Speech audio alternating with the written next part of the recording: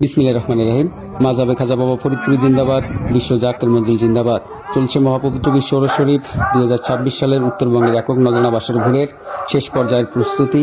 আজ 22শে সেপ্টেম্বর সোমবার ভোর বিদায়ী মাহফিল শেষে আগামীকাল 23শে সেপ্টেম্বর উষালগ্নে নজরানার বাসের ভোরগুলো বিশ্ব জাকের মঞ্জিল অভিমুখে রওনা করবে ইনশাআল্লাহ।